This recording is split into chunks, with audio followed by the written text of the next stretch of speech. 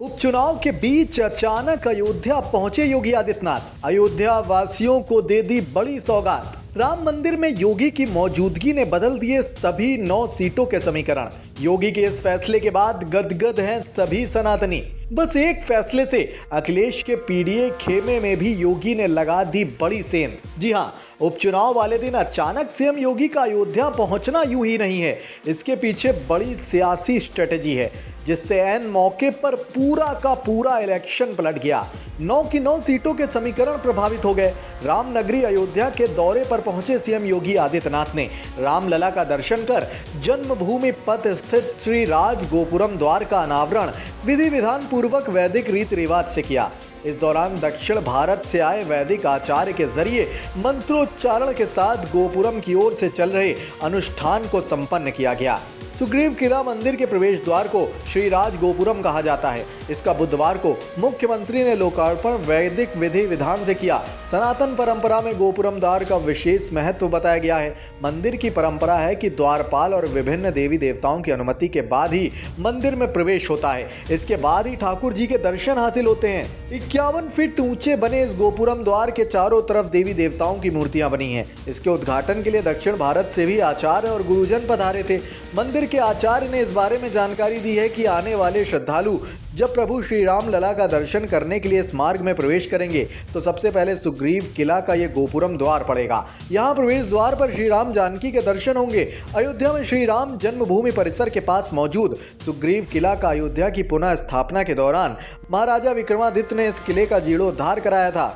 इस मंदिर में भगवान श्री राम, मां सीता, लक्ष्मण, भरत और शत्रुघ्न के साथ राजा सुग्रीव की भी पूजा होती है। बताया जाता है कि इस प्राचीन किले का निर्माण त्रेता युग में महाराजा भरत ने भगवान श्री राम के लंका पर विजय करके अयोध्या वापस लौटने पर कराया था। इसके बाद अयोध्या के राजा श्री राम ने इस स्थान को महाराजा सुग्रीव को अयोध्या में रहने के लिए दे दिया था। तब से इस स्थान को सुग्रीव किला के नाम से जाना जाता है। खैर दोस्तों, आपको क्या लगता है, उपचुनाव वाले दिन इतनी आपाधापी के बीच सीएम योगी का अचानक रामनगरी पहुंचना महज संयोग है या कोई खास प्रयोग? अपनी कीमती राय कमेंट बॉक्स में हमें जरूर बताएं। साथ ही यूपी से जुड़ी ऐसी तमाम सियासी खबरों से खुद को अपडेट रखने के लिए वीके न्यूज यूपी के साथ यूं ही जुड़े रहें। शुक्रिया, नमस्कार। याद करिए, 500 वर्षों से सनातन धर्मावलंबी अयोध्या के लिए आंदोलन करता रहा।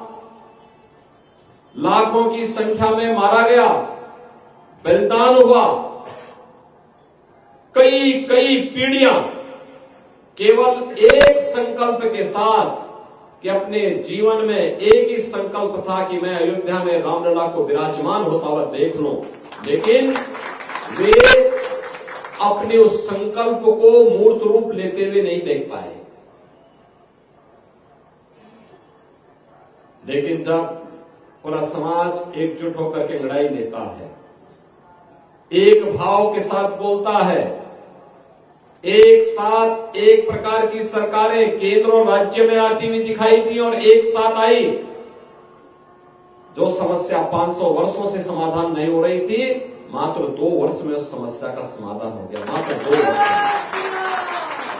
और मैं यही कहने के लिए आया हूं, ये 2 वर्ष के अंदर जिस समस्या का समाधान हो सकता है, अगर 500 वर्ष पहले भी यही एकता का परिचय दिया होता तो इस प्रकार की दुर्भाग्यपूर्ण समस्या हमारे सामने आती ही नहीं, जो 500 वर्षों तक हम लोगों को झेलना पड़ा था। इसलिए गलतियों का परिमार्जन होना समय की आवश्यकता है। किसी भी प्रकार की उस दुष्ट प्रवृत्ति को जो हमारे बीच में विखंडन की स्थिति पैदा करती हो, बिखराव की स्थिति पैदा करती हो, समाज को और राष्ट्र को कमजोर करती हो, उससे अपने आप को अलग करना, ऐसे तत्वों को बेनकाब करना, समाज में ऐसे तत्वों को पूरी तरह अलग थलग करना और समाज को फिर से सन्मार्ग पर लेकर के चलना, ये धर्म का काम होना चाहिए। और धर्म जब भी अपनी इस जिम्मेदारी का परिचय देगा